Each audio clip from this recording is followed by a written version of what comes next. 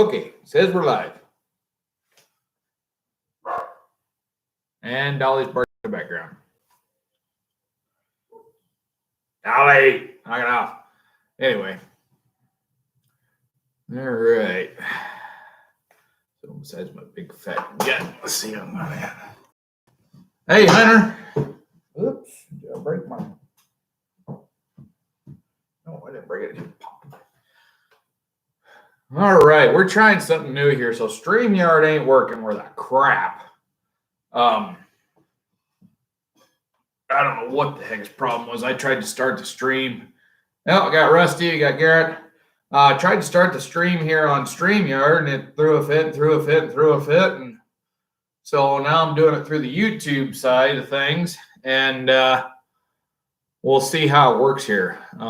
Probably a little echoey because I'm in my workout room. Well, the workout room in the house, which I've been using for my my workshop in here. But it's a nice big room. I really like it. Windows all around lets in a good light. Besides the lights that I got turned on for working on the workbench here. And then right behind the computer, they've got a little room where they had for the garden section thing. I'm going to use that for a glue, dye, and oiling booth back in there. Because it's got an exterior window that I can just, and the bench is right in front of it, so I can set a fan up and I just direct all that fume stuff out. But anyway, yeah, I thought I'd try to get some work done here and do a live stream, being as I didn't do one last night. I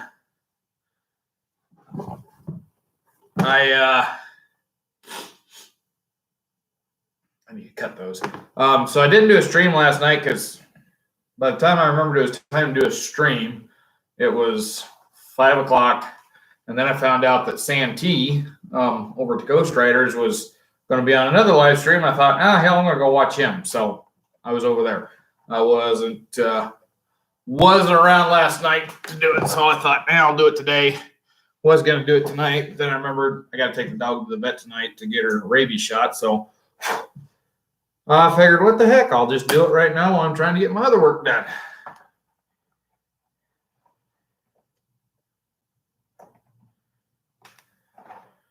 I about screwed up on this one. I did screw up there. God damn it. Nicked the leather a little bit, but it's not terrible. In fact, if I was to hit it with a little dye, it would go away. I screwed it up. So this is the billet for the buckle, and the buckles haven't showed up yet. So I'm hoping I'm not being dumb. I can get it on there and get it riveted, but it's going to be a pain in the butt to do it. But I forgot to stitch it on to the front of the bag before I put the gusset in. So I'm going to try to get it set in here using my, and I got to take my glasses off for this. I'm going to have to go back and forth between glasses and not to read these comments, I think.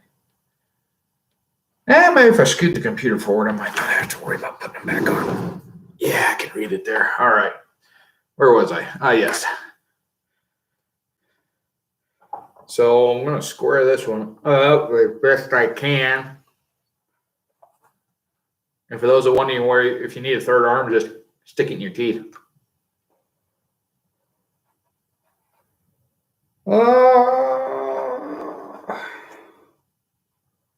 That's about center. Center is just going to get. If I'd have done this flat on the table, like I freaking should have done, I'd have been able to line it up better.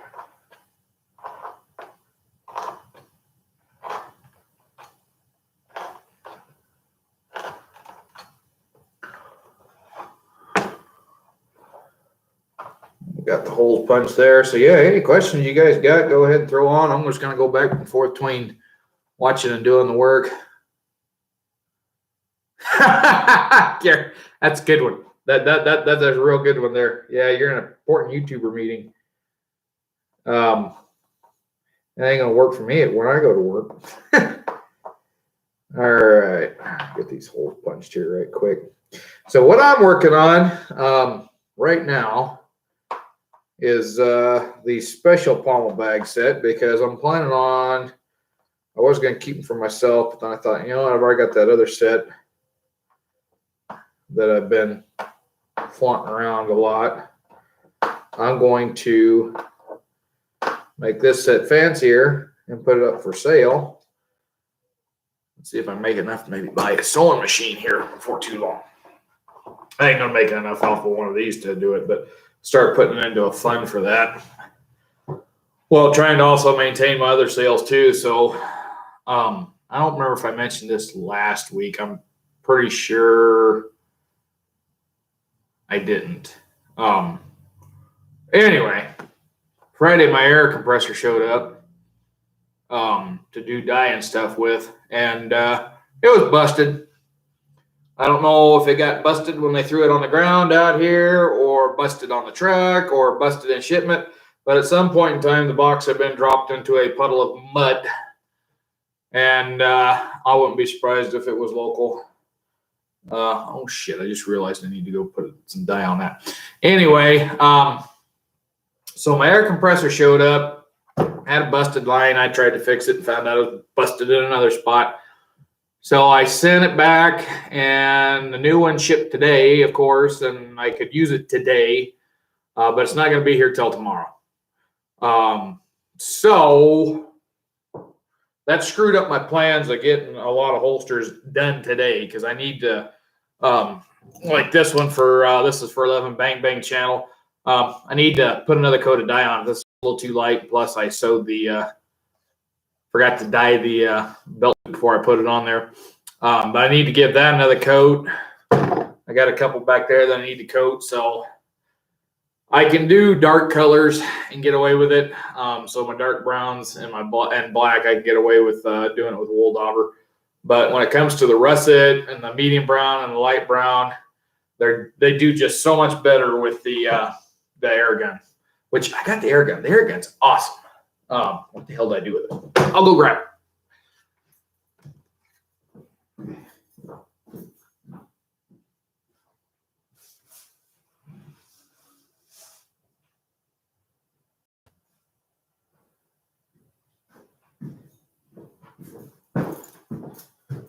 Okay. Give me a second. I got to buzz the dog so they quit barking. Quit your damn barking, dogs. Okay. Move some stuff out of the way here because I'm going to do some dye on this edge while I'm working. But I'll show you all the air gun right quick. For a long time, I've wanted an air gun that had a trigger system on it, pistol grip, and couldn't find them without being high dollar. Well, I finally come across one on Amazon. So this is what I ordered. It's got two bowls. This is a bigger one. It's a 10cc. It comes with a 10 and a 7. Needle size, I couldn't adjust. It's 0.3 millimeter. But it's got a trigger on it. So I don't have to sit here and try to wrap it around my finger, because that gets tired on. It wears out my finger right fast. My finger gets tired right quick. So hopefully on this, because I'm not doing fine detail. I mean, like if you're doing modeling and stuff where you need fine lines for certain types of armor models, you know, that top button's fine. But for this, for what I'm doing leather work, it's going to be great. It'll just and be done with it. Wished I could have got the top feed, but that one was another $30 more for the gravity feed system. So I went through the side saddle or side mount gravity feed. And I'm hoping that that will, it should work. I don't see why it wouldn't. But the reason why they wanted more for that other trigger one that had the gravity feed built into it is that the cup screwed out. So you can put in like a 30 milliliter, or not 30 milliliter, but you can put in a real tall cup. They could hold a lot of dye, which that would have been nice, but kind of trying to keep things on a budget. So I opted to go with a smaller version. And I only paid like $30 for this. The other one I was looking at was like 60. So anyway, I'll set that aside here. Try not to dump it and lose all them little parts. So before I sew this billet on here, I'm gonna dye the edge and then I'll let it dry for a second. Then I got to hit it with the gum trag. I'll read the comments here.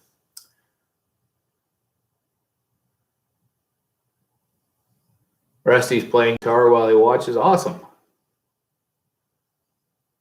Yeah, Rusty, that's Murphy's Law. Anything can go wrong, will go wrong, and often at the worst possible time.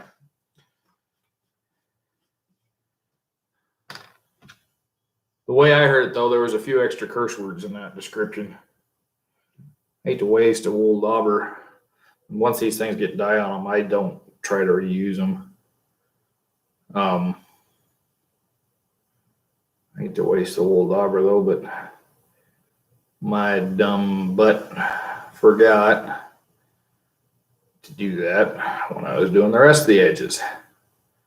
And I'm willing to bet that the other one is the same way, but I don't know where the hell I put that one.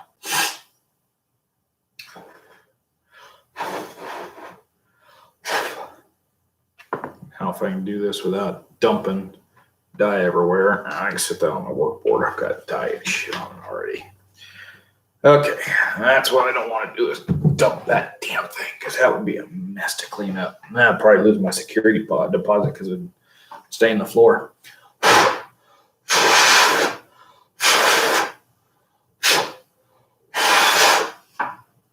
Woo, get a little lightheaded there. All right, so yeah, I got this one. This is the buckle billet, and I had to alter the pattern. So it's essentially the same pattern from the bags that I made before, but it's slightly altered. I had to redo where the belt loop's attached, and I was basically just had to redo the belt loops attached. Then I had to adjust how it goes onto the horn.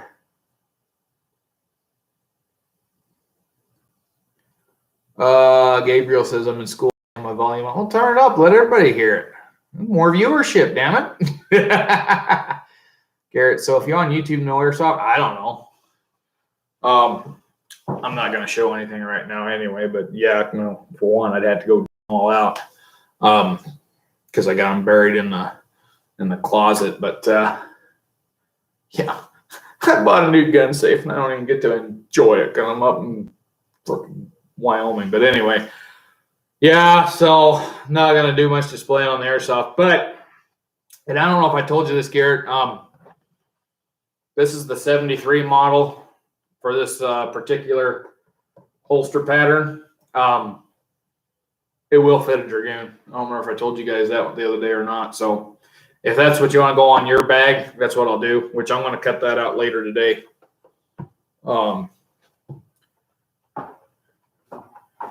was going to do that one on the camera here, but I don't have a big enough space to roll out my leather, so I'm going to go into the dining room and set the table. I guess I can drag that table in here.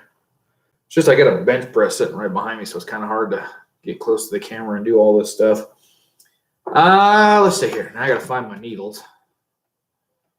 Problem with all my needles is that they wind up on projects, and then I have to go put toe plugs in, so then I leave the needle in the project, and then I can't find the dadgum needles when I need them. All right, Garrett, we'll do that.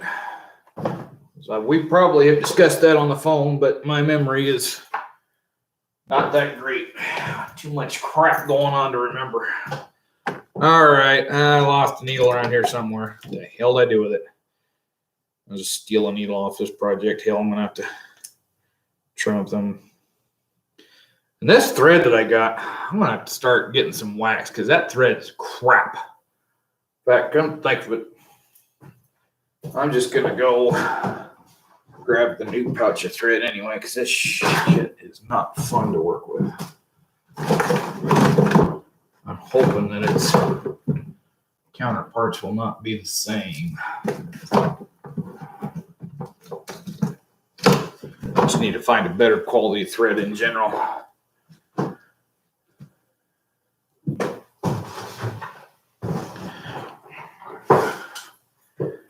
Is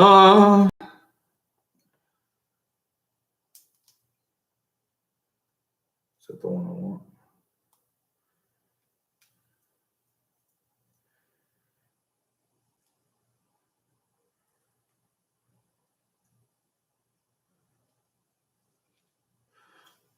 So one thing I learned on these Speedy Stitcher refills, this is what I use for regular thread. I know a couple of guys that do it. And the last guy I talked to said he had the problem of mine is that his had too much wax.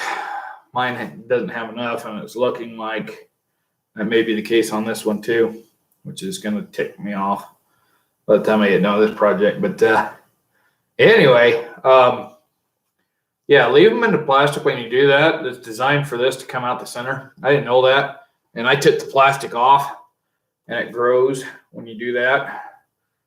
Along with its other ailments of this thing not having enough wax on the goddamn thing. But then I cursed, dang it. I try not to do that for the kiddies watching. Well, I don't think there's any kids watching. Yeah,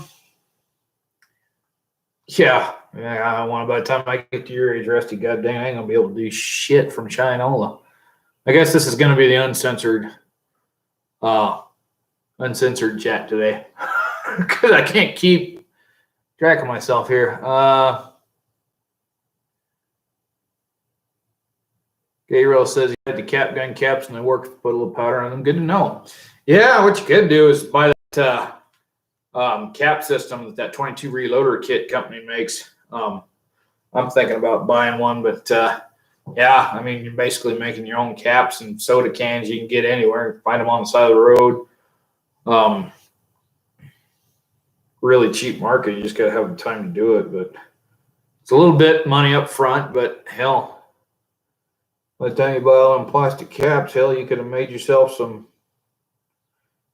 Yeah, this thread's going to do the same damn thing. Rusty, they do have a reloader for a 22 cal, 22 long rifle. The company does that. They also make the cap makers for black powder guns. I can't remember the name of the company. Oh, this stuff is already starting to piss me off. Any of my leather makers out there that are watching, send me an email, DukeFraserProductions@gmail.com with a link to the thread that you prefer that works better, because I'm getting sick and tired of dealing with this bullshit. Never had this problem when this stuff was made with good wax. I don't know what the hell happened, but their wax has gone to shit. Never had this much trouble threading the goddamn needle. Or I finally got it. Now I got to do one more. And I don't need all that much thread. Let's see. That'll be enough to do it. Bangs, it's going to hold a little bit of tension on it. And I did not opt for the rivet this time. I'm going to double it. So I'll go all the way around once and then come back around again with a saddle stitch. Hey, what do you know? I got that one the first time. Maybe my luck's going to change here. Of course, I did enough at solving the problem.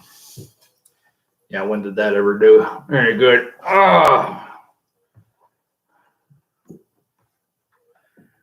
So yeah, anybody that starts chiming in now, I guess this is the uncensored chat, so we'll just leave politics at home today. But being I'm at home, I guess politics are already here, so what the hell, huh?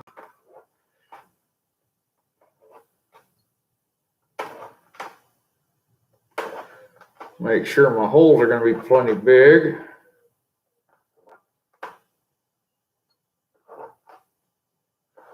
I gotta go find my, I need to go find my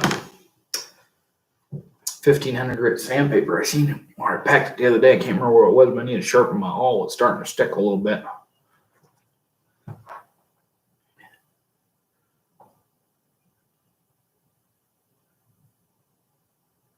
Rusty, the price for the kits, for the 22 reload kit's only $100. And they give you enough priming compound to reload 2,000 rounds. Plus, it comes with a bullet mold. I ain't gonna be able to put this in the goddamn clamp like I want to. Son of a bitch! I should have done that right the first time, Duke. You would have saved yourself a lot of aggravation. Anyway, yeah, it comes with a bullet mold. Comes with the tools and the priming compound, and One thing you really got to buy besides powder, hell, you can find 22 brass reload or laying around all everywhere. It's going to take a little more effort, you sure, but hell, the way the ammo is right now, I would certainly invest in one. And the cap maker, you can make a couple hundred caps, lickety split. I just haven't invested with it because I just really haven't had the money to invest in fun stuff. Most of it's been business stuff, or the only fun thing I guess I bought is that gun safe that I ain't getting to enjoy. But yeah, it's. I thought it'd be kind of a gimmick too, Rusty, when I looked at it, but you think about it, it's a pretty dadgum good idea, to be honest. Okay, I've got to go find my pliers that I have lost, which I'm hoping are right around the corner here. If not, they're above the chair.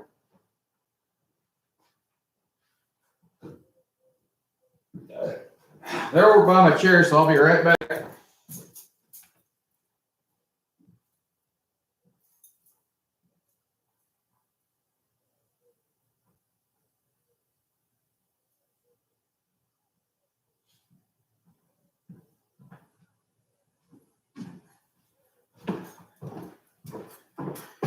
Okay, yeah, I had them over by my chair.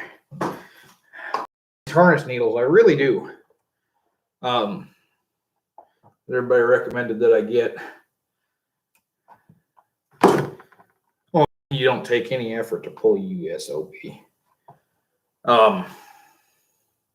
It's just that I noticed they don't pull through very easy, but they ain't breaking off either. Not like them goddamn cheap ass Tandy ones were.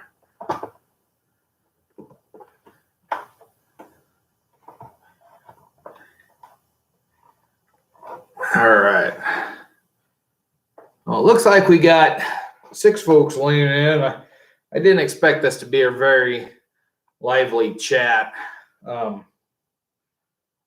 just for the sole fact that it's in the middle of the day. Actually, it's in the middle of the morning. Not my usual time, but being that, like I said, I got to take the dog to the vet this evening at 4:30. By the time I get back, I'm probably not going to want to do a whole lot. And the fact that my chats where I just been sitting in the chair ain't been getting the viewership, we're going to liven things up a little bit here. Might try to do it next week too. Do a live one from the shop. Before we get done here, I'm going to run this till about noon my time, so about another hour and 20 minutes. And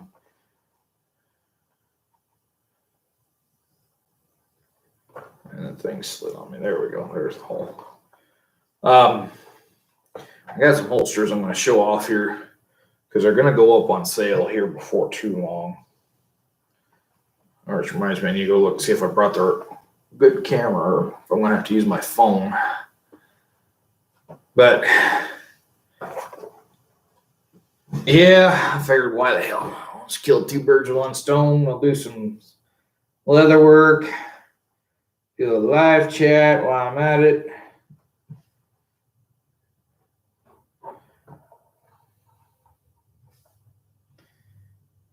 Also, any of the leather workers out there that may be watching or may be watching after the fact, because these always get published up afterwards so y'all can come back and enjoy. Anybody that can recommend a good punch set. I'm going to probably have to put in or buy one of them here before too long. Just a hole punch set. I had a guy commenting earlier today on one of the videos. It's like, why don't you just buy a hole punch set and lock it with a mallet? And it's like, well, because I'm cheap. But at the same time, I don't like buying the cheap shit that don't work. So I just use what I got because it's working.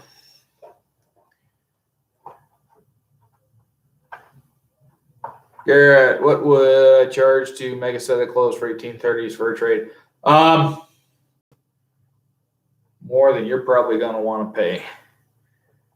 I know a guy that I can put you in contact with that makes buckskin clothing, deerskin clothing.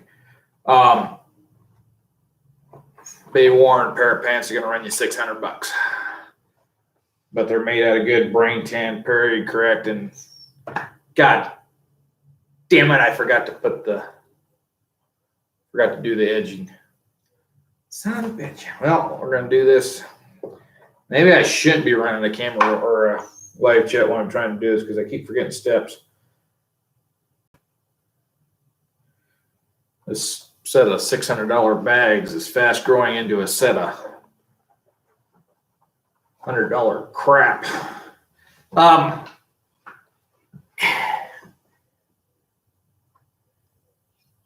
So yeah, I wouldn't make them, Garrett, because clothing is a pain in the butt to do. I've sewed my own pants, and you got to have a lot of time to dedicate to it. I took a year and just a little over a year. I took a little over a year to get mine made. And they aren't fun. Mostly because sewing leather and sewing cloth, you don't use hole punches. If you get a glover's needle, good glover's needle, it goes through, but at the same time, when you use a glover's needle, it cuts the leather. So you got to trade off there. But anyway, it takes a long time to run a seam by hand.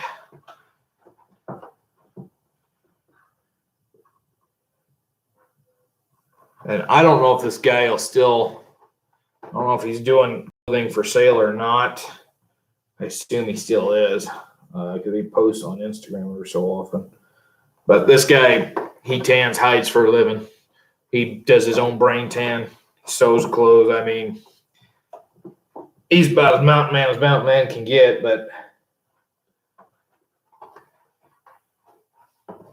he's also kind of a party hard too. I like him personally. He's a nice guy, but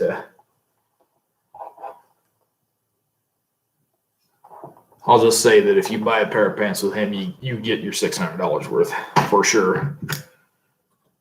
And then the other place I'd recommend to you if you don't want clothing or leather stuff is South Union Mills.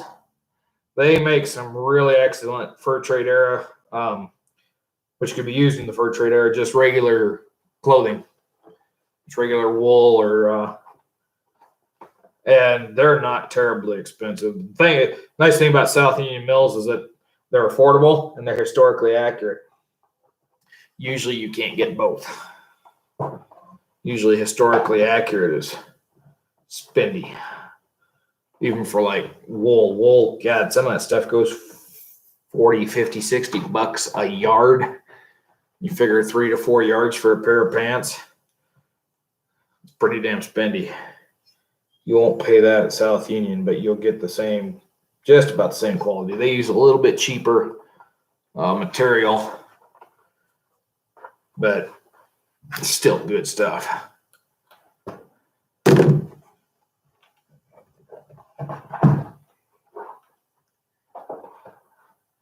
All right. Looks like we got about 6 people watching, so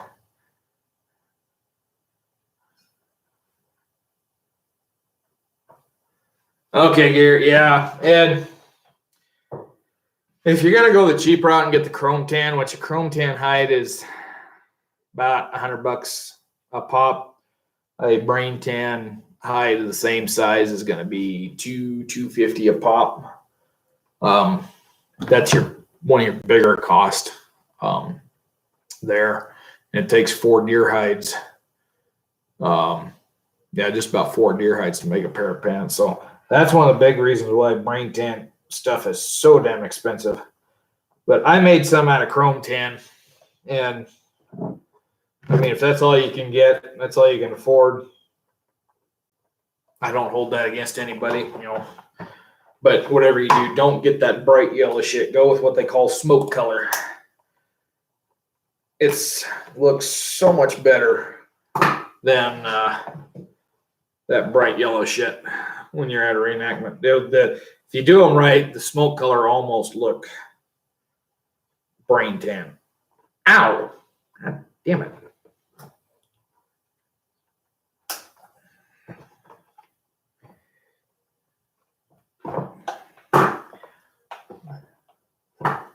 All right. Yes, wax chrome tan is chemically tanned. It is. And chrome tan, the old chrome tan was really acidic. The new stuff, or I shouldn't say acidic, it has a lot of salts in it. It's corrosive. The newer chrome tan stuff isn't as bad. A lot of leather workers will use them in holsters, but it's not something you want to let your holster or your gun set in for extended periods of time.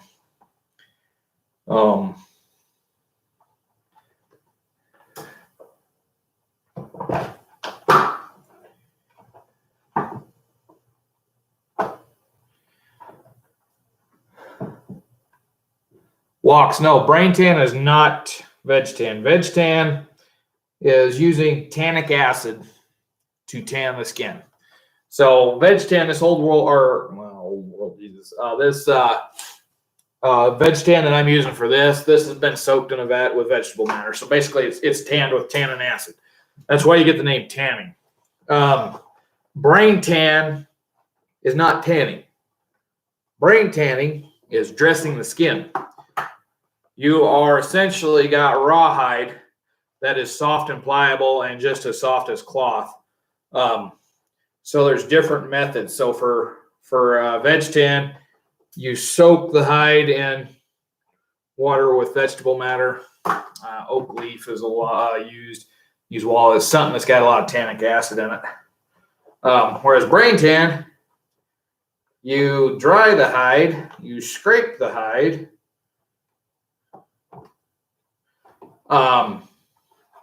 or you can do a wet scrape. Let it dry a little bit, and then you put it into a mixture of brains. You can also substitute in eggs. A lot of what I've done has been with eggs. The hell's the other one some guys use? I've heard some guys using borax, but that's more of the acid tan style. But you put that in there, and then you work the hide until it's dry. And it's very important that you work it till it's dry, because if you don't, it just gets stiff and hard like rawhide. But yeah, brain tan and chrome tan, similar results, but different methods. And also brain tan will breathe because the epidermis is scraped off in the dehairing process. Chrome tan, the epidermis is still on. It doesn't breathe very good. And you'll sweat yourself to death in the hot summer sun with them. I don't think I'm going to do the whole thing on these for the back stitch. I'm just going to go down to the point here. But yeah, I got a couple of hides of brain tan that I've done. Well, I say brain tan. I use the eggs on them, but it looks like Dolly's used this for. Ow, Bill! God dang it! I poked myself in the belly. So yeah, this is, except for right here, it's a little stiff, but mostly this is pretty soft and pliable. And smoke to waterproof it. If you don't smoke it, then the if it gets wet, the brains wash out, and it goes back to rawhide, and it gets really stiff. But it's hard work, but it's rewarding work. If you go out and shoot a deer, you just take the skin off and scrape it, and well, depending on where you're at, I wouldn't recommend using the brains out of the deer head. But yeah. Sabater 45 German tan. You know, I've seen good stuff with German tan. I've seen some good stuff made. The German tan I got was the crap that was nobody wanted to buy and they couldn't sell. And they tried to pawn it off on me, and it got sent back, and I haven't touched it since. Like I said, I do my own brain tanning. But yeah, German is a good substitute. It's a really good substitute.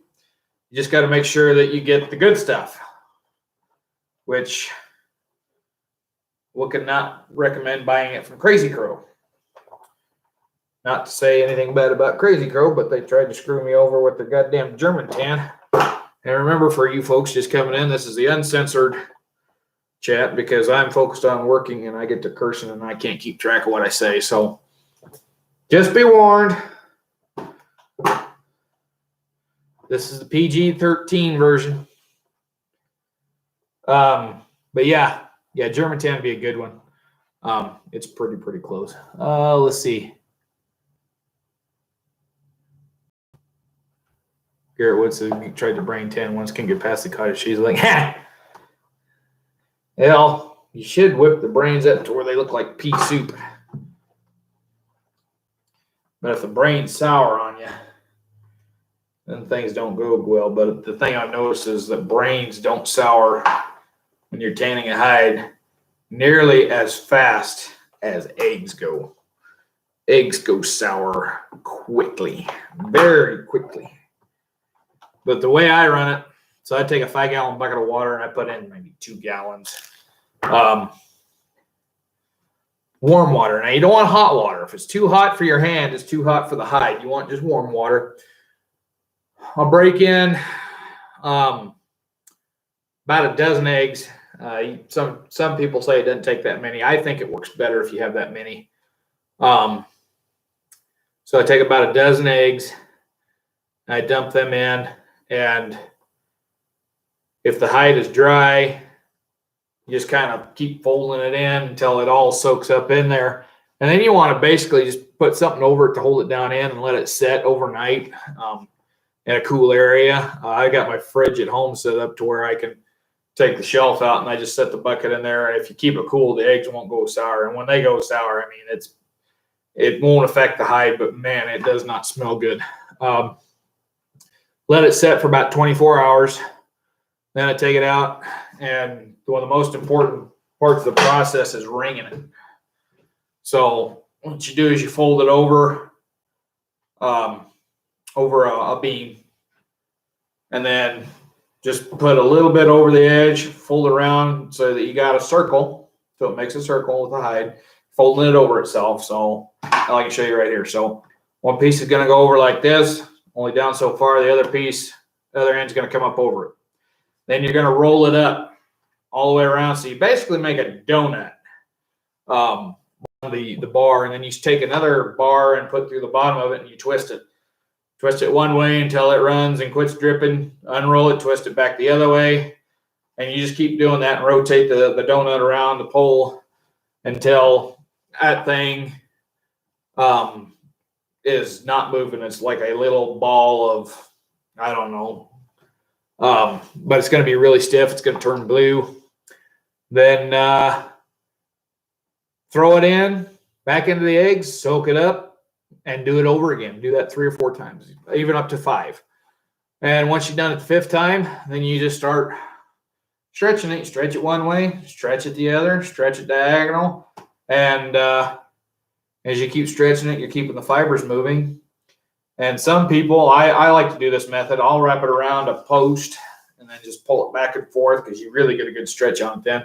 Some people just do it over their legs. I have better luck with a post personally. But you want to go until it's completely dry. When you can ball it up and it just falls down flat, it's dry. Because if it ain't dry and you stop, it could be just about there and, within another 2 minutes of work. And if you quit, it goes back to a hard piece of plastic, basically. Let's see, walks. Will the hide stink from the turned eggs? No, once it gets dry, because you're going to smoke it to waterproof it. So once it's smoked, I mean, you smell a smoke smell. In fact, these have been smoked. I did them 2 years ago, maybe 3 years ago. I did them. It's been quite a while since I've done one. And they still smell heavy as smoke. One of them had soured eggs on it. The other one didn't. I got it done pretty quick. But I've got 2 or 3 at home I need to smoke. I didn't bring them up. I'm hoping to get enough done that I can make myself a nice jacket. I'm trying to replicate a Métis jacket. And this damn saddle sewing, stitching is biting into my butt.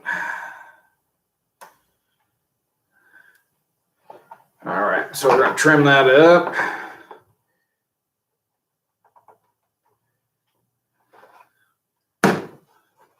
So that was what I forgot to put on there before. So then I get to try to polish that edge. I'll just wait and do it when I do the rest of it. But yeah, then it'll have a buckle in there, and then the strap is on the lap, of course. All right, I got to get it because the thing is hurting my butt. Woofda. I'm going to have to go find a padding for that. I had a pillow that I put on it, and then Gracie decided that she had to chew it up. And after she chewed it up, she decided she needed to cover the evidence, so she took a crap on it. What kind of dog I got. She's a pain in the butt. All right, let's see. This is for. Does this pair up with this one? Let's see. It sits on the saddle. I'll throw it on the floor. Why don't you, dumbass? Sits on the saddle like that. So, yeah, that's the one that's paired there. So, the next step in the process on this one will be to set a rivet. And I really can't clamp this into the jaws here because these aren't really made to. These are more like a harness set of jaws. They do small flat stuff, but they don't do very well with this. And well, hell, I got to poke holes in it first before I can do that. So I guess. But yeah, the next thing I'll do is I'll poke holes in this side. I don't poke the holes in the gusset till I get ready to go, and then I use the awl and I awl it. Yeah, neat's foot works good. I've never actually tanned a rawhide with neat's foot, but yeah, you get an oil tan with that, which I need to order some oil tan. That's one of the things that I want to start doing is making some more, offering some stuff besides holsters. All right. My belly's showing today. My shirt's a little shrunk up. Oh, we're up to 10 people. All right. Welcome, welcome. Starting to sound like Drew over there at Living History Comes Alive. Welcome, welcome. I'll turn you up here. So, oh, man, the bright lights are drowning that out. Crap. So,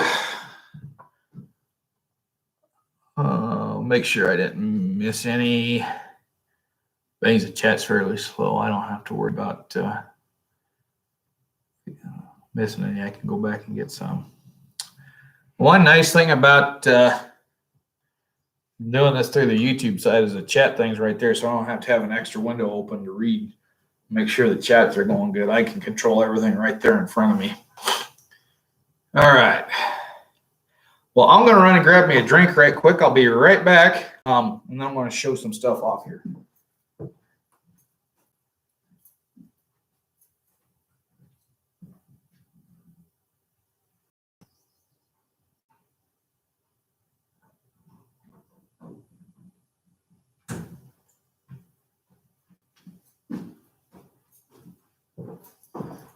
All right, that didn't take too long.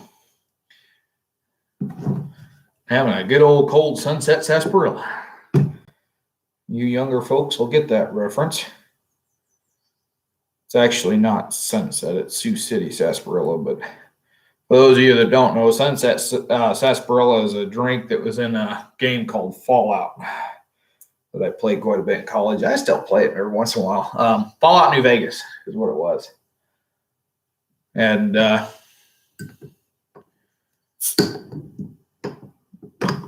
in that game, bottle caps were currency. So I still hang on to all my my sarsaparilla bottle caps.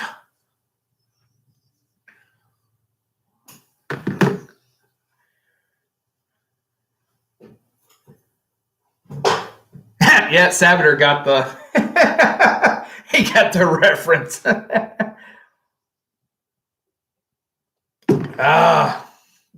Yeah, I can't remember that commercial thing in there. It was like Sunset sarsaparilla, and then they talked about it. Yeah, it's been a long time since I played that one. Locks Fletcher is a saddlebag flat cut to expose the revolver when closed. Yeah, it will. The revolver will stick out. I don't have my other completed one, but the barrel and the grip will stick out underneath the flaps. Except for this one that I'm working on is set up for a 73 single action, so it probably my 4 3/4 won't stick out the bottom, but I'm sure that grip will stick out. But the flap on this one is going to incorporate this Icelandic sheep pelt that I've already cut. And I tell you what, it's going to be beautiful when I get done. But that hair is a pain in the butt to sew with, I'll tell you right now. And the thing is too damn big. I can't stick it in the jaws of the stitching horse here. So that makes things even worse. One of these days probably tonight, I'm going to sit down and get that flap done. I'm putting a, the hell they call it,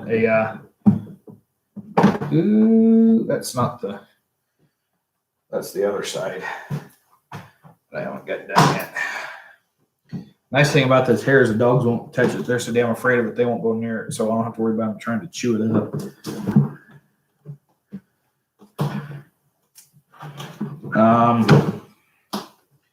Anyway, yeah, this hair is a bitch to sew around. And again, for those of you just chiming in, remember, this is the uncensored chat. I probably should put that in the title. But Uncle Luke here isn't censoring today. So there will be and I apologize to those that might get offended by it. But anyways, kind of bronzed on me there.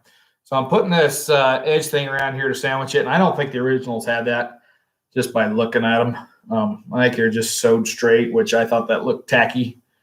And plus trying to dye that edge would have been a pain with this white hair. Black hair, I wouldn't have been as worried. This white hair, I wanted to have that all done so I didn't damage the hair or make it look ugly. And crap, I got to shave some hair off. But anyway, so that's going to go all the way around. This is what's being a pain in the butt right now. Just trying to get that all the way around there. It'll go all the way around. I got enough cut on this. I think I can do the other one too. And you got the strap backside there. But yeah, once that's done, there's another piece that we'll sew onto the top here. And that'll be what connects it to the rest of the bag. So essentially it's going to be about the same like the bag I did before. It's fancier. But yeah, that's a pain in the butt to do, but I probably should just sit down and get it done today so I got to tool the other half of it yet, which I guess I'll just show off the tooling on that. I tried to replicate the old style tooling, so it looks like a Boy Scout did it. But it looks pretty close to what that original looked like. And yeah, my butt's getting sore on this thing. Anytime I sit on a hard surface, my goddamn tailbone just, ugh. So anyway, I need to run a little bit of dye over that too, but about screwed it up. I did not have a lot of room for the Dolly, Gracie, knock it off.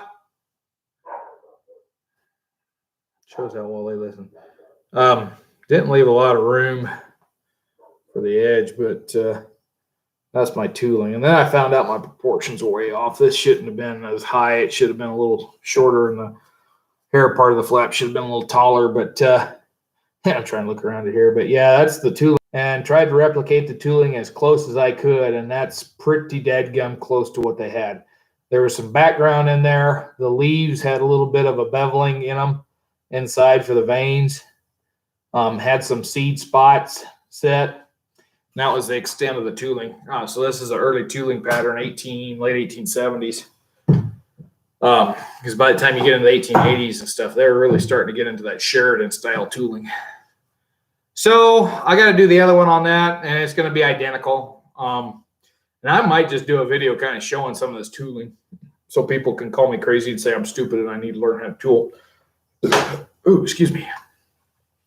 But yeah, that's the flap, and it'll go on over the top of that hair. I got to trim some of the hair off so it'll sandwich better. But all right, let's look at the chat here. Yeah, Garrett, you do have a single shot shotgun. And I think, if I remember right, that's the one that's got the 87 lever action in it, too. I know one of the Fallouts had the 87 lever action.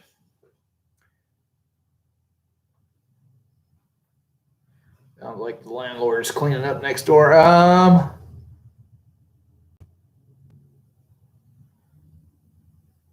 This has got the good cane sugar. So this is the good stuff. Yeah, where I work at, we got an association that sells sarsaparilla through a bar, through one of the historic bars, the Enlisted Man's Bar. And anyway, their stock of sarsaparilla beans with COVID last year, they had it closed. Their stock of sarsaparilla went outdated, and they got a crap ton of it. So I brought home a case. I'm about halfway through it. And then she had some birch beer that was outdated. So I brought home 4-packs of that, and I've been trying that, and I've been enjoying it. Wouldn't put it on the top of the list. I prefer the sarsaparilla over it, but she's got another case of cream soda that she didn't know if it was outdated or not. So between me and all the guys at work, yeah, we've been drinking a lot of it up. Scott, how's it going? We're going to get back to doing some leather work here in a quick second. Matthew Harris Gaming. Hey, man, my friend Candace died yesterday.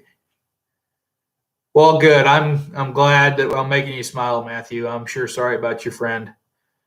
Yeah, I'm glad we're able to help you there. We always try to have a fun time over here on this one. See, Garrett looks real sharp. Thank you.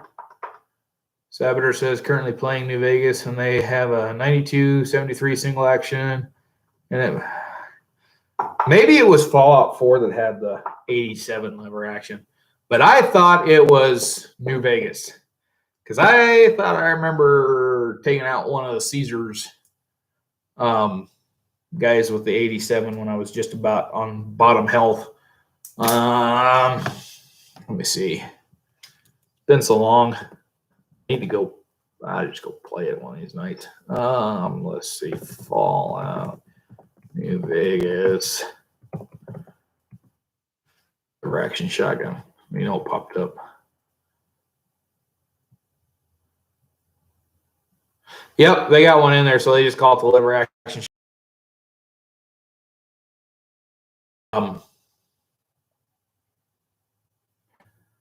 Let's see.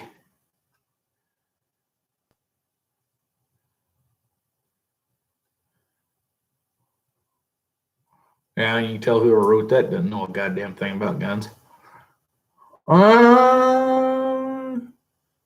It's a 20 gauge. It's the highest damage of the 20 gauge.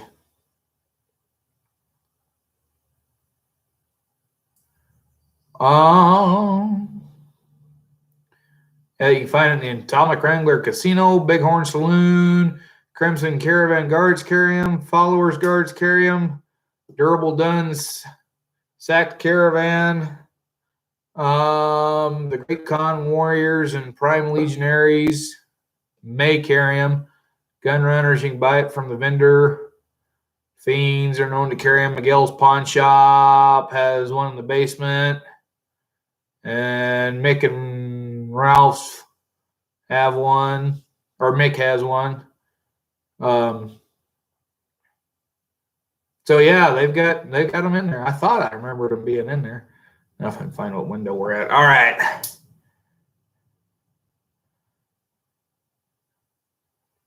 Oh crap, Scott. Well, I hope it wasn't a serious one. That ain't fun. Dang, everything's kind of going south, ain't it? Yeah, I hope you're getting better, but yeah, that's not fun. There's nothing funny about a damn stroke. If I had to choose that between that and a heart attack, I think I'd take the heart attack. Heart attack you can recover pretty easy. Stroke, that can be pretty hard to recover from. My grandfather died from one. They're not fun.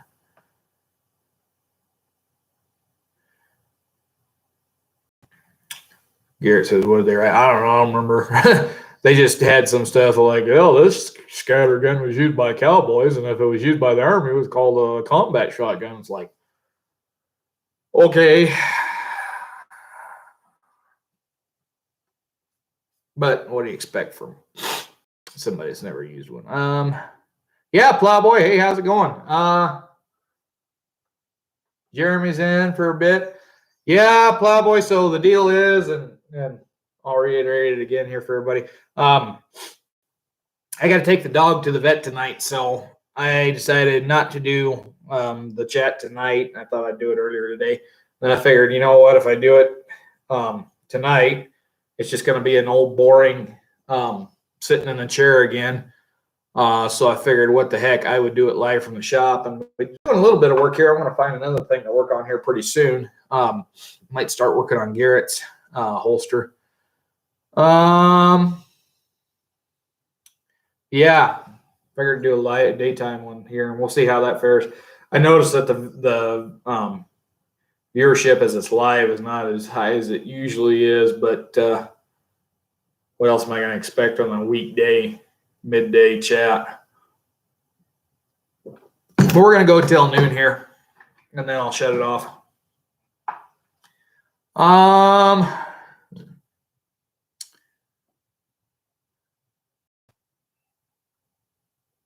That's good to hear, Scott. Yeah, I'm glad you're doing good. Yeah, Sabater, Midway, they had quite a few of the pocket ones at a price I didn't want to pay. But right now I'm looking at not buying. If I buy a gun, it's going to be a 66 Yellow Boy, 45 Colt. Otherwise, I'm not buying anything other than. Plus, I my extra money on a couple of saddle trees. So, well, I take that back. I spent what I had extra for this paycheck on a saddle tree. So I've got a saddle tree hopefully coming. I bought it from a website that I've never used before. I've heard that it's reputable. It's an antique. It's called Ruby Lane. I got the tree for $150. It's not what I was wanting, but it's pretty close.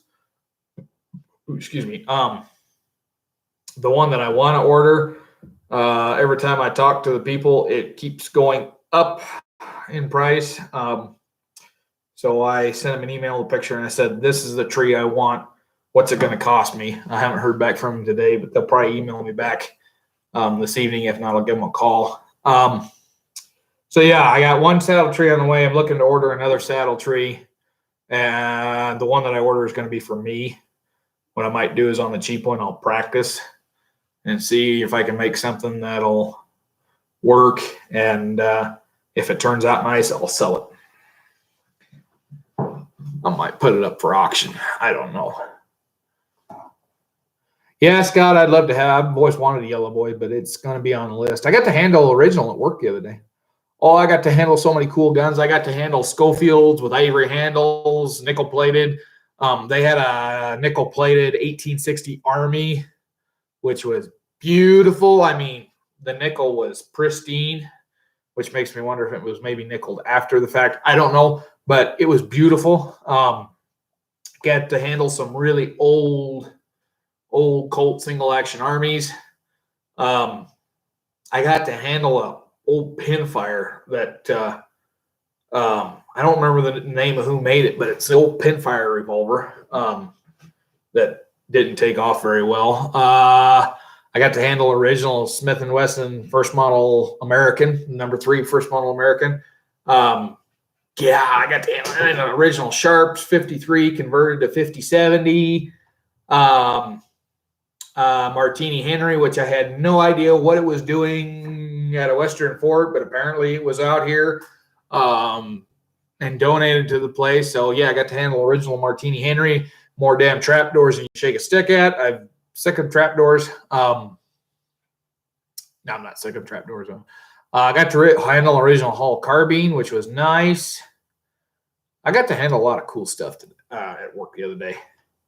And the museum curator, she's real nice, and she's a gun nut too. So I guess that's why her office is right next door to that. But yeah, she took me in there, and they had 2 safes that was full of long arms and handguns with a bunch scattered out between. Oh yeah, I got to handle original Spencer carbine, which was also nice. So yeah, it was a lot of fun.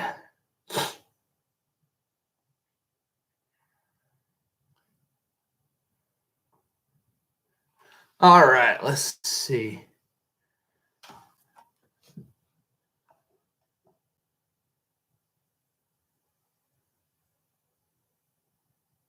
Yeah, if you want to trade your plow, or geez, trade your plowboy. Plowboy, if you want to trade your 66 yellow boy, I'll take it. I'll trade you for a set of saddlebags.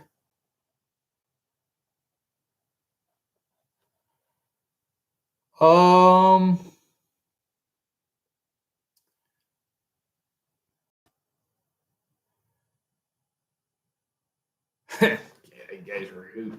Anyway, I'm gonna go grab some more leather, and we're gonna do some more stitching here while we're chatting.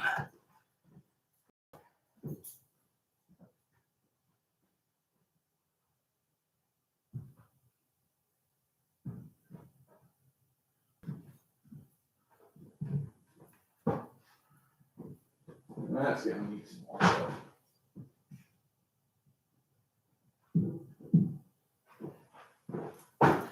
Okay, while we're chatting, I'm gonna show Garrett something here. So Garrett, I'm trying some experimentation on your full flat pocket. I put some Neat's Foot on it to see if it's going to take the dye better. But being as I can show you right here in the chat, it does have this little blemish over here. So if you're not okay with that, I will cut it out again. And depending on how this turns out, I might cut it out again anyway, just because I'm not sure. This was off towards the side and it does not want to bend around right. But anyway, I got it Neat's Footed. Belt loop's currently up on the shelf drying. Then I'm going to Neat's Foot it, and then I'll put the dye to it.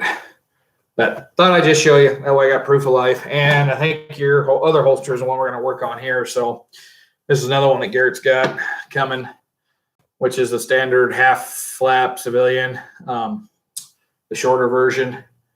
And I just oiled the crap out of it, and it's looking a lot better than it did before. In the camera, it looks decent, but it had some issues with some striping on the dye.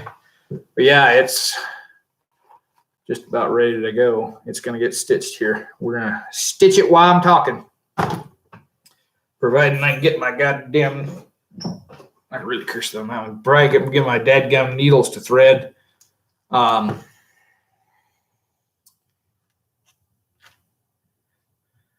This, like I said, this thread sucks. Last batch I bought was nice compared to this crap. Okay, I'm going to do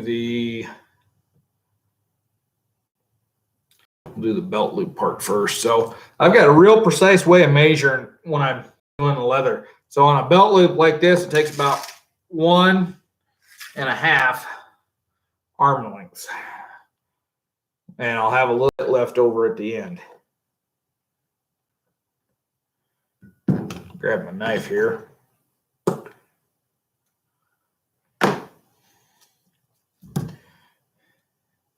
Oh yeah, I was going to talk about doing some other stuff besides holsters. So we'll get started here, and then I'll get into that in a minute.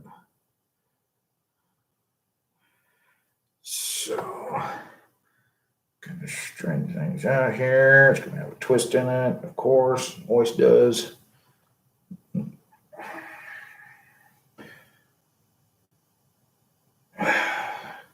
And by the time I get done stitching it, it'll be all untwisted and just straight threads, but so far it's working.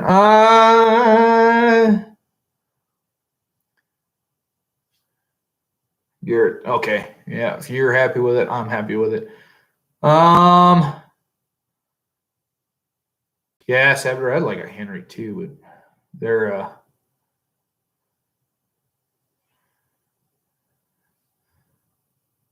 Plowboy said don't have saddle or horse at the moment. You can put a set of Powell bags in your house for demonstration. I'll get done with these ones with white hair on them. I'm hoping that everybody's going to want them. Let's see here. Plowboy says since I got my 7173 curbing, the other seemingly redundant. Oh, well, send it to me anyway. Um, yeah, we'll find out if that fits a Hardy tank, Garrett.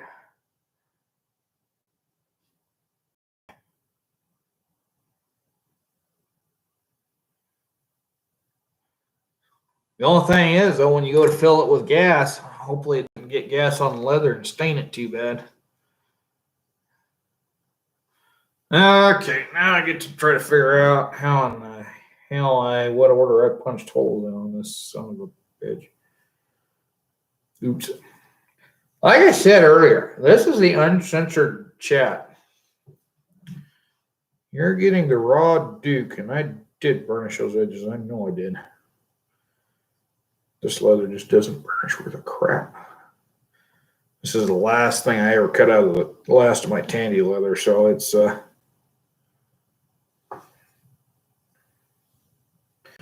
I do that freaking upside down? You dumbass. This thing when I let things set for too long, I forget what the order was in which I punched a hole. That's just about where it goes. All right.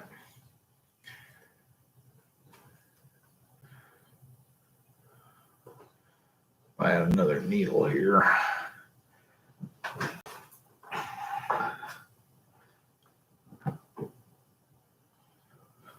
You get a trash can closer to the table so I can throw stuff away.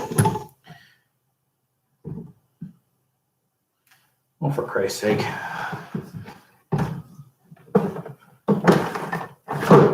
What I do? Ah, shit. Screw it. I don't need it.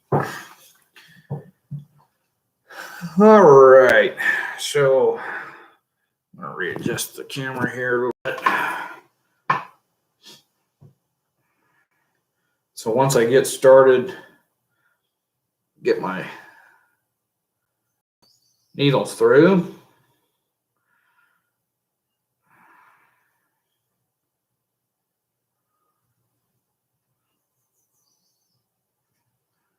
And I always got to be one goddamn hole of choice of pain in the ass.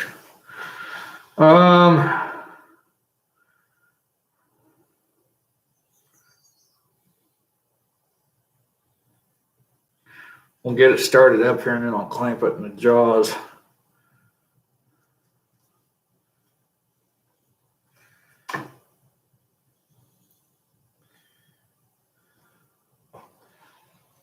It's like maybe this thread's starting to get a little heavier wax the deeper in it gets. The other one was the exact opposite. Deeper I got in, the less wax it had. Okay. So we got a good starting point there. So yeah, I'll just clamp it into the, and shit, too close to the tape. And I got a piece of oil tan here from my belt. I need to replace that. It's stretching. It's a thin piece of oil tan. I need to go to a heavier piece of maybe some of that Herman Oak. I might cut a belt out of a piece here. Some 8 to 9 ounce shit. Oh, this seat really sucks. I need to put a cushion on it. Okay. That's real basic, just run the needles through. Bangs, I got the holes already punched. I don't have to run it all.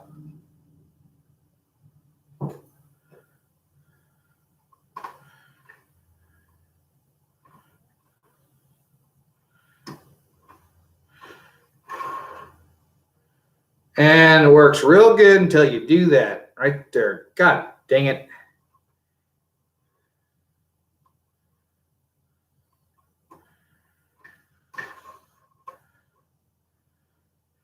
So what I did was I caught the edge of my thread. There we go. That's one of the reasons why I don't like to run the needle back and forth at the same time, because you catch it. If I catch the thread close by, it doesn't make as big as a difference. But you catch it up close like that, I'm going to do it again. Let's see, we'll try it one more time, do it this way. God damn it, did it again. All right, I'm going to go back to doing it the old-fashioned way that I was doing. Oh, then I really fudged up there. Okay, hell, I got looped around the other thread. Oh, this is well, at least I caught it down here on the, oh hell, I cut that off. I just caught it on the tail.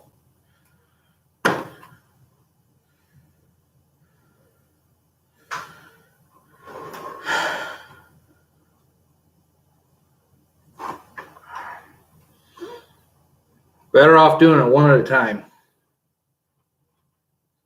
Watching them guys do that where they just swap the needles around and they're going real fast, and every time I try to do that, I have that happen right there.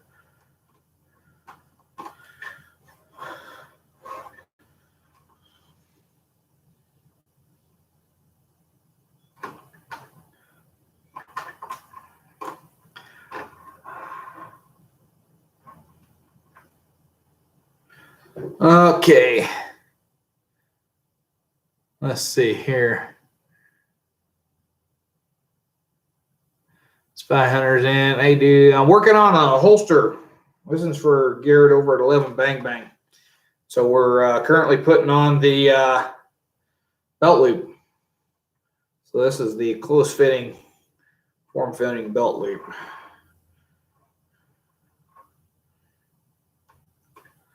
Let's see. Plowboy said, made the mistake of hitting mine once with the mother's right after. Huh.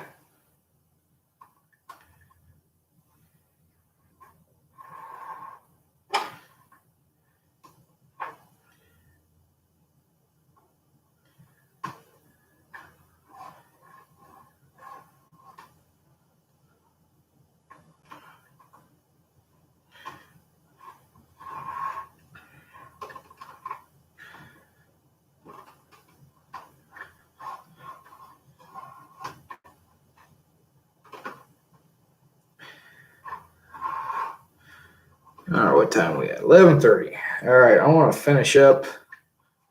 We'll see how long it takes me to do this. Then I want to show some stuff off, and then I'll see if I can get. The only thing we probably definitely won't get done in this live stream is get the toe plug in, because I've got to. That reminds me, I punched the holes for the toe plug. We probably won't get the toe plug in today because I've got to cut it out and glue it yet.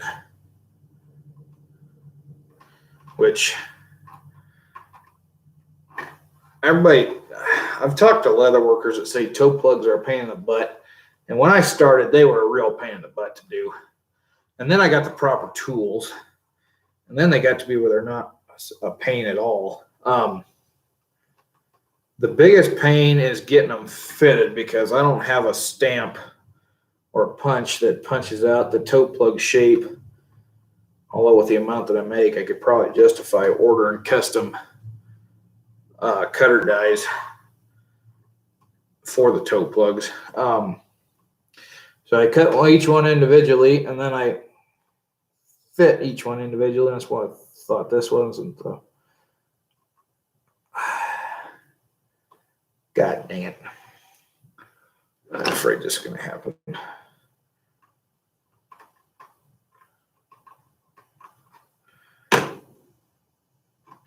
I had a feeling that wasn't lined up quite right. It's all right. It's an area that's covered up. You can punch an extra hole. It's when the body of the holster don't line up right that we run into issues.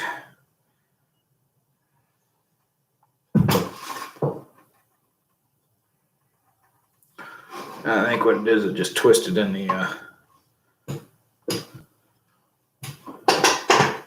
I need to put some leather covering on these jaws too. I might do that when I get my goat skin in. I'm going to start offering leather lined holsters. when I get my goat skin in. I think I'm going to line the jaws on this thing. Oh, and you got to have that one. It's going to be difficult. So a little word to the wise here. When you're pulling needles through with pliers, don't pull like this. You'll torque it and twist and break it off. Grab a little needle straight in the jaws, pull straight out.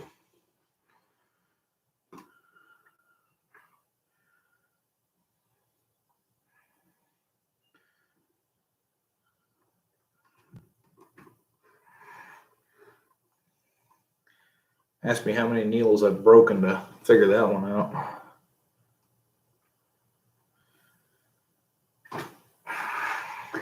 The nice thing about this, the Herman Oak over this Tandy stuff, and this, like I said, this is the last piece of that cheaper Tandy leather that I got. Although I will say that the tooling highlights better on this than it does that Herman Oak, but it still doesn't retain the tooling like the Herman Oak does. But Herman Oak, once you punch a hole in it, I never have to fight it to get a needle through. This Tandy stuff, you can punch a hole, and that stuff will close back up. The leather will close itself back up, and you will not find it. You almost got to have the awl right there to push the hole through, back open, and follow it right back out with a needle to get it to line up. The only time I fight with that on Herman Oak is on toe plugs, and that's more of not getting the proper angle. This leather, if you don't use them, punch them holes good and deep with them prongs, it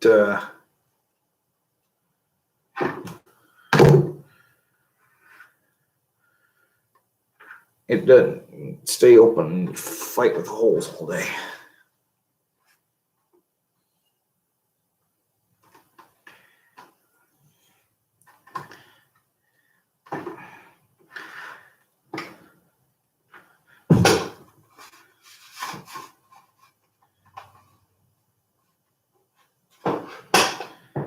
All right, let me check the chat.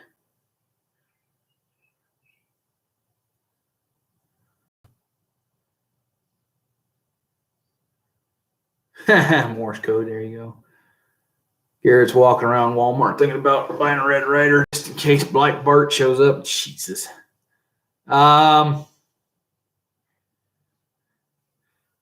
Pretty quiet over there. All right.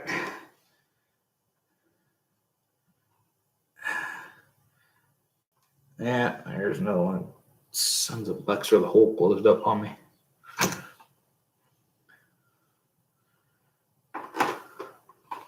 Well, it could be that the hole just didn't line up right either.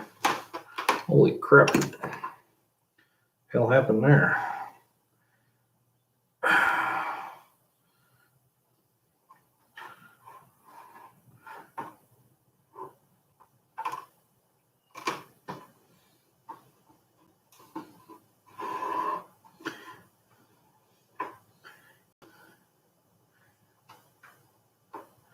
There we go. Now I'm back in line. I think what happened was I got this thing upside down. I put it upside down and I punched the holes. But once it gets done, it will be beautiful.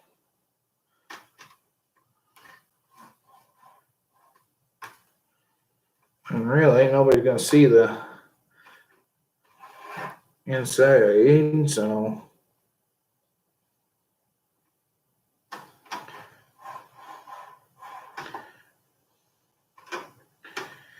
I used to glue these on, but then my glue just, the type of glue I was using wasn't holding, so I thought, why in the hell waste the money for the glue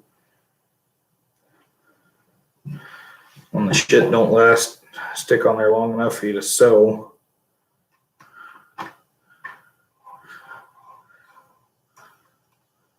Although I've got to say on that chrome tan, I don't know what it is about that chrome tan deerskin. That glue touches that stuff, and I mean, it bonds to whatever it touches.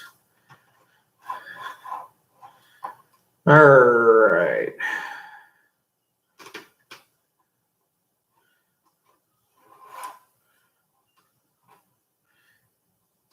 It's been a hell this takes me. I don't think it might go past a little past noon. But did any of y'all go over and catch Arizona Ghost Raiders last night on the Coin Channel? Whatever the Coin Channel was. He was over there with talking some Old West coins, I guess.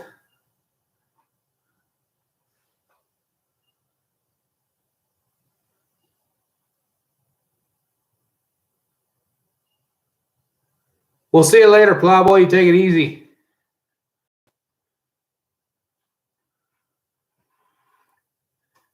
Yeah, Scott, I usually don't wear my cowboy hat in the wintertime. I wear a ball cap just so if I decide that my ears are cold, I can slip on a beanie. I used to not like beanie hats, but then as I got older, I started disliking the cold more. Beanies are very nice, but yeah, I've got it here. That right in that Jeep of mine, I got to take the goddamn thing off because the back of the seat does not cooperate.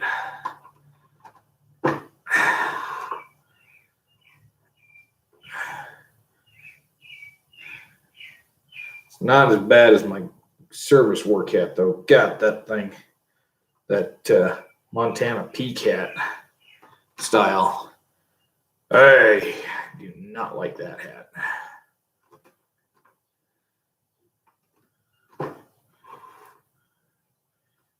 I should have bought them.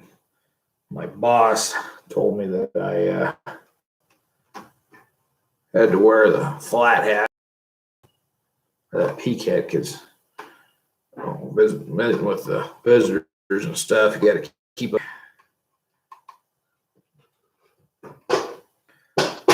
All right, I got to take a break here because I got to stand up. I got to go find a cushion for this chair. Oh, Jesus. All right. Take a quick break here for a minute. So, yeah, it takes a little while to stitch that around. It's been about 10 minutes. Probably would have got a little more done if I had to fight with some holes. But anyway, yeah, that's pretty much how you do the saddle stitch on that. And the nice thing I like about the close fitting, the flat belt loops is that you only got to stitch once. With the foldovers, I got to stitch twice. So I got to stitch this one, this piece, and I stitch this piece. But it's still fun. I got to cut thread and rethread the string, and as you can see, as I was cursing with the strings earlier, that's the one part I don't like.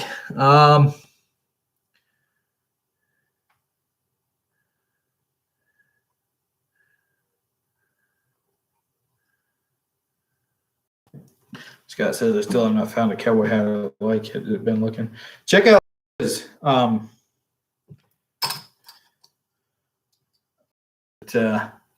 Hats by Grizz on Facebook. They got an Etsy store too, but yeah, check out what he's got. He's got some good stuff. He's pricey, but I like the hat that he made. All right. And I may have showed these holsters off before. I don't know.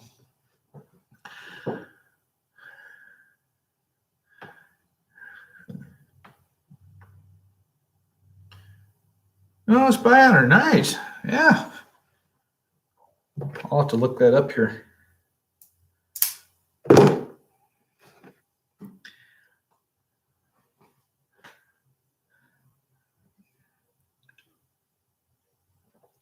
All right. I got to run and get me a chew. I'll be right back.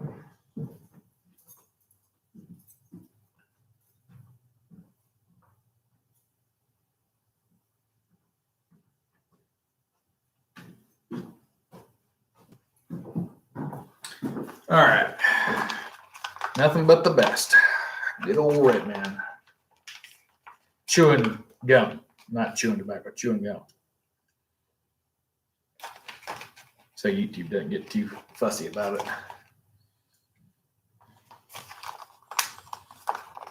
Don't ever start this stuff. It's a nasty habit. Okay.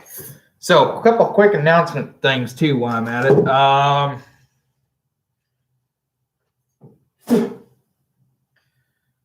So if Chuck's out there watching, you got an order for a holster that you paid me for, and it is currently in the back. I just oiled it this morning, and I got to do some more hole punching on it, and it should be, if I don't get tied up today, should be done fairly soon. The things you got it paid for, it'll be in the mail if you're watching. And then there was another guy. Yeah. Cheyenne, if you're chiming in there, I cut your holster out, and then I realized I cut it out for the wrong side, so I got to cut it out again. And then I'll be working on that as soon as I can. And yeah, then I got this mess of stuff from Garrett that I got all screwed up. I need to get squared away. Anyway, oh, nice. Related to Don Collier. Okay. Yeah, check out Grid. See what he's got. Like I said, he's kind of high priced, but he makes pretty good stuff. My hat that I've got from him is at work, so I can't show it to you. But I think I paid. It's most of the money I've ever paid for a hat. I think I paid $275, $375, somewhere in there. It was kind of when I was getting into spending more money than I should have been, which I'm hopefully getting that squared away now. But nice thing about this hobby with the leather is make enough money to pay for what I buy. Not a lot of profit though, but I enjoy doing it, so it's worth it in the end. But yeah, hopefully tomorrow my airbrush will show up, and then I can really get moving on dyeing, putting dyeing stuff on. I don't know what I'm going to get done after work, because by the time I get back home from dealing with people for 8 hours, oh Jesus, I'm so beat that, yeah, I don't get much done in the evenings. And the volume of people we're dealing with now is more than we've ever had to deal with on a daily basis at Vince. Talking on the weekend, Saturday we had 150. The weather helped us out on Sunday. We only wound up with about 75. But yeah, at Vince, we wouldn't never get that volume. Hell, we was hitting 150 in the middle of the week.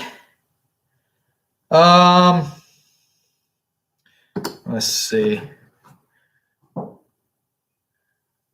Garrett says, what's the cost of the sewing machine? The one that I want, sewing machine I want, about $6,000 refurbished, about $10,000 new. I haven't called the company yet because I don't want to get committed in. But yeah, it's the one I want is not a cheap machine. I've seen tractors sell for less than that.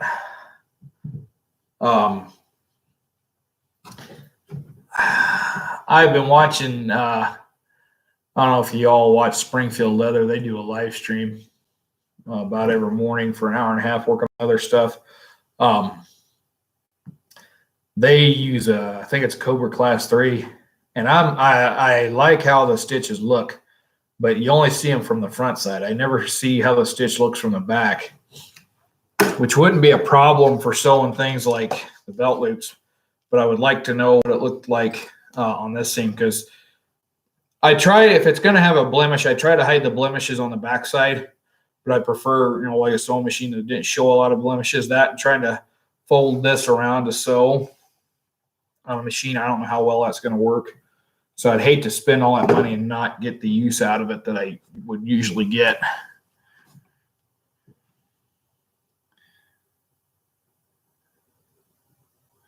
Yeah, that would be a lot of Slim Jims there, Gary. Yeah, I'd have to sell about 600 of them.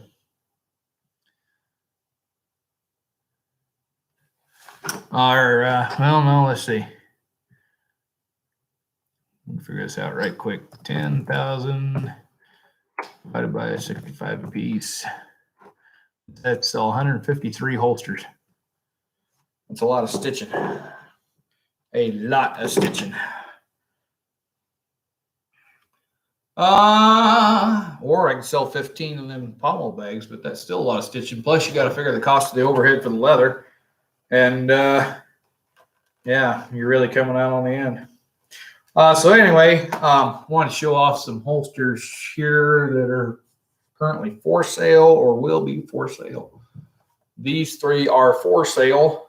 They're currently on the Etsy page, which I don't have a link to that currently. But anyway, so yeah, we got this one. This is a Cavalry draw. This is the basic closed throat or single recurve throat, you could call it, for the 51 Navy. Will fit the 60 Army. We've got this one, which is a prototype stage still of a round toe for 5.5, 4 3/4. It's a little loose here, but it's not bad. I think after it kind of gets sitting there with age, it would probably, and I assume, hope I'm assuming correctly, it wouldn't slide around, but it also wouldn't be hard to modify it either. And then this one is also on there. This is a triple loop for 73 single action Army, and the 7.5 inch barrel. And the only thing wrong with this one is that my maker's mark jumped on me when I set it, because I wasn't holding it good. I was holding it like a wimp. So that's the only thing wrong with this holster. Other than that, this one is awesome. So I've got those three that are currently over on Etsy. And then I've got a handful in the bag here, and I got to move my stuff back out here. Put that there. I put the other set of the bag here so I don't get confused. So this one has not been listed yet.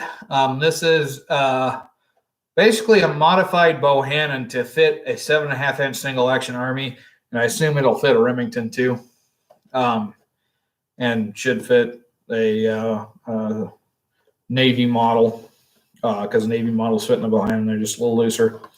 But anyway, yeah, basically I just took a Bohannon and closed it off and put the toe on it. I got another modified version that's going to take a toe plug instead of the rounded toe. The only issue this one had is that there was the leather tore up here under one of the stitches, and the stitch burst out. Other than that, everything is fine with it. But yeah, the price on this would be the standard price for the 7.5 or for the double loops, which I think is $65 or $70. I don't remember. I need to go find where I wrote all my prices down, because I know how I am with remembering what the hell I got written down. And then we got the same thing as that round toe I showed before. And there's friggin' sheep hair everywhere. I hate to say Icelandic sheep. Anyway, so this one's been, there we can show it the light. This one's been modified a little bit. I widened the belt on the loop up here, and it retains much, much better. So this one is, or will be, I should say, will be listed over there on Etsy, and whatever the prices are listed for, that's what I'm asking for on them for double loops. All right.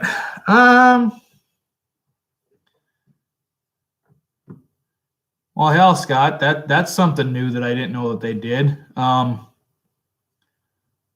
Did that include holsters? Because if they did, I guess I'm going back to eBay and paying a freaking crap ton for percentage.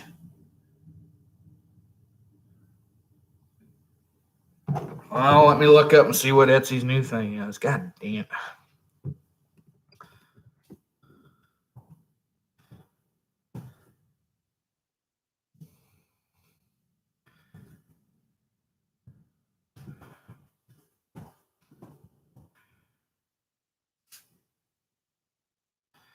Let's see what they say.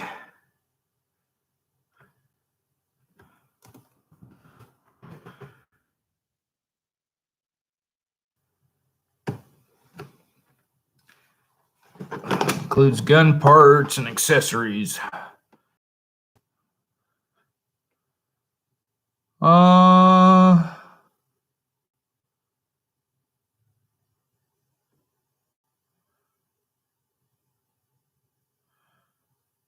Let's see.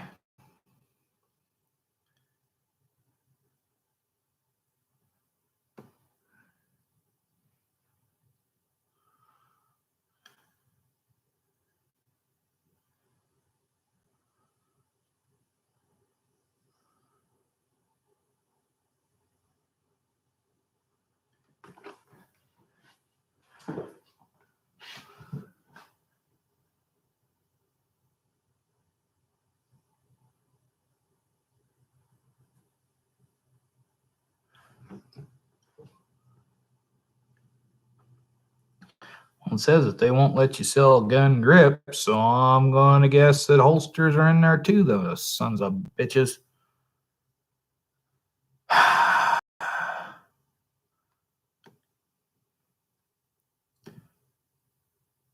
Well, let's see what Etsy says.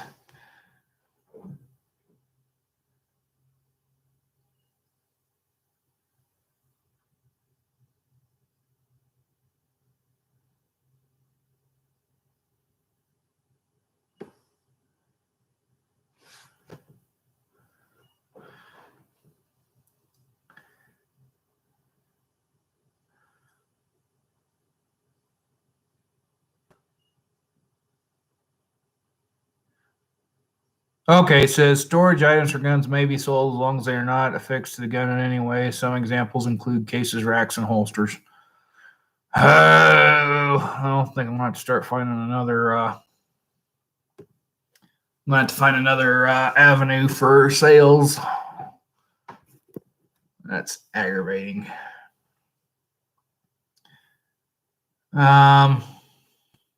So yeah, so Scott, to answer your question, on there they say holsters are still fine, so it won't affect me much.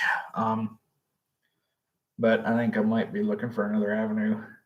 Need to find something better than PayPal and something better than Etsy. So yeah, things I'm kind of coming close to the time limit that I was wanting to put in. I'm going to try to start offering some other things besides holsters as well. We'll see how the saddle building venture goes. Maybe something I continue to pursue. It might be something that I get fed up with right quick and decide I'm not going to do it. Either way, it's probably going to require me getting a sewing machine, and I got to make a lot of money before I can afford to buy a sewing machine here. So a lot of extra money, I should say.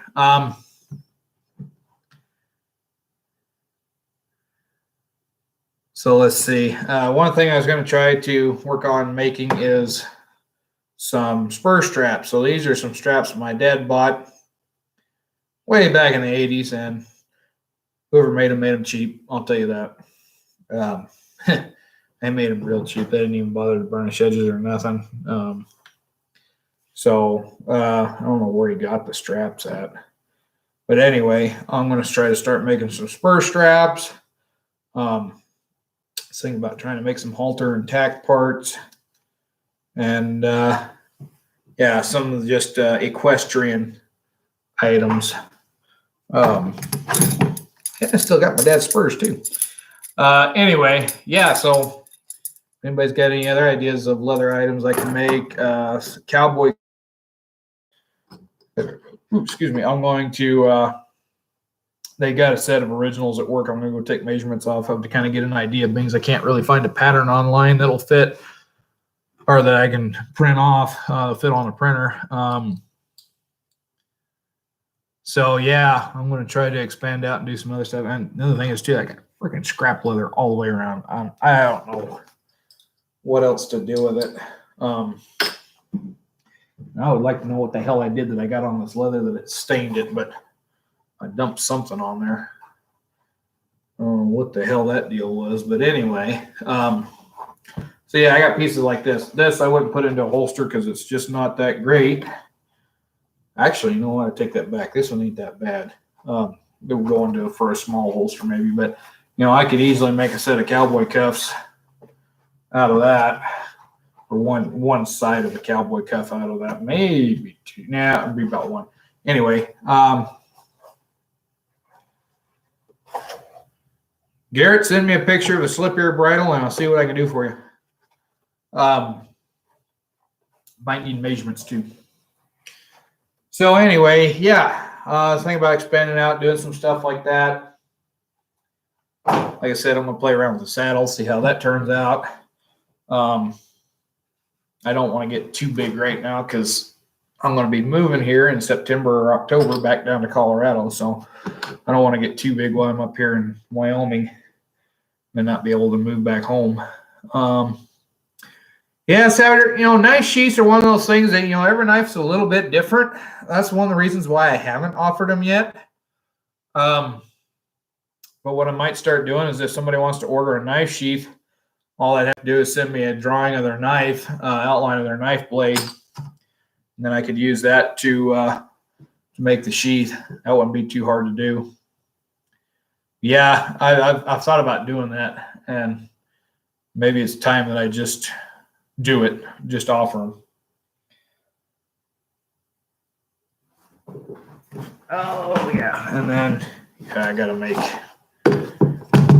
Patterson holster for Garrett. So Garrett, I don't know if I showed this one before, if you're still out there, but this is the Patterson holster made for work, and you can tell it's not real fancy. And then I screwed up and I made it out of I made it out of 4 to 6 ounce leather because that's what I had at work. I was trying to make a pair of saddlebags out of it, and that's when I realized it won't work for that purpose. So I'm going to show you with this airsoft here, but yeah, naturally this moved the seam over to the side. This gun just naturally, or this gun just naturally did that in that holster. So that's one reason why you don't want to use the lighter leather for that. But yeah, I found that funny. That and this thing is, I think I got enough scrap in there. I can actually turn on a Patterson holster. Scott, yeah, belts. That's a after I get the sewing machine, that's when the belts will start coming out. Unless you're talking just like a regular pants belt, then I could probably start making some. Thing is, just I got to sell enough to justify buying the hide, because to do a belt, you pretty much got to buy a side of a full side. I might be able to buy a, what they call that, a Calcutta. It's the square piece out of the middle of the back. It's already squared up. But yeah, I prefer to have a sewing machine because hand stitching a belt, oh Jesus, that would take forever. And if you're talking gun belts, they're really a pain. This style, I found out I don't have to stitch every one of these loops. But I started doing that. That many right there took me 4 hours to stitch. So I had to get in there and poke all the damn holes. It didn't take 4, it took about 2 hours. But anyway, it took a while. And then I didn't have a long enough piece, so I had to splice it in the middle. So it's got a rivet in the middle there. But yeah, I need to finish this one too. And then the other thing I forgot to do is I forgot to put a damn keeper on the big belt side, so it just flops around, and I don't know if I can get in there and fix that or not. I could probably grind off that rivet right there, and I probably ought to line that too. I made this out of a belly off of a what I got from Tandy. I need to make the hole there a little bigger. I might just do that. I just might grind that out, take that billet out, and put a keeper in there if I can slide one in. So anyway, yeah, Scott, it's a lot of stitching. A lot of stitching, especially when you've got less than a whole 54 cartridges, a 45 bolt, or 4440. Yeah, that's a whole 54. So it goes from one side to the other. And I'm pretty sure that's too big for me, because I had a belt that was just not quite big enough. So then I decided, hey, I'm going to add on 3 or 4 inches. And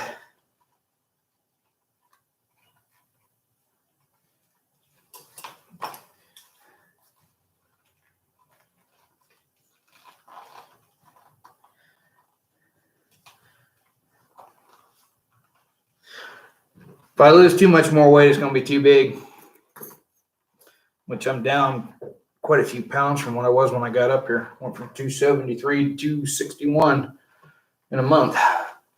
But anyway, yeah, this one sits just about right.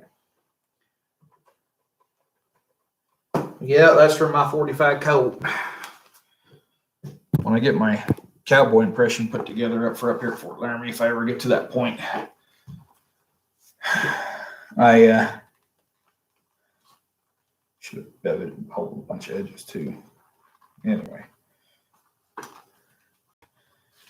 All right, I think I'm over the time I was going to quit. So, and the chat has slowed down considerable. Yeah, it's noon 03. So, any last minute questions, concerns, comments, throw them in there. All 7 of you.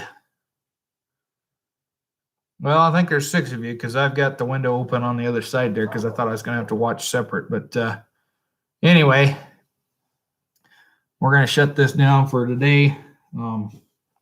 Hopefully, y'all enjoyed that. Maybe we'll try to do another in the shop live here next week or week after or sometime. See what else I got. Shit. Yeah, you bet, Scott. Yeah, it was kind of a surprise. I was going to do it tonight, but like I said, I got to take Dolly to the vet here in a few hours. So by the time I drive over 20 miles and then drive back, yeah, it's going to be about time to go to bed. All right. Well, looks like chat's pretty well slowed out, so we're going to shut her down for the day. Thanks for coming in. And Todd B shows up. Yeah, it was a little early today, but anyway, yeah, thanks for all showing up.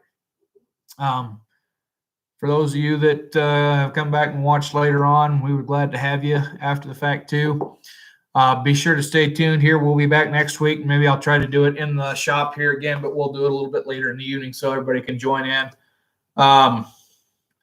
Justin, you just showed up right in time for us to shut her off. That's probably what I figured was going to happen right about noon when everybody's going to lunch. That's when everybody's going to start showing up. But anyway, I got to run, folks. So we will catch you next week.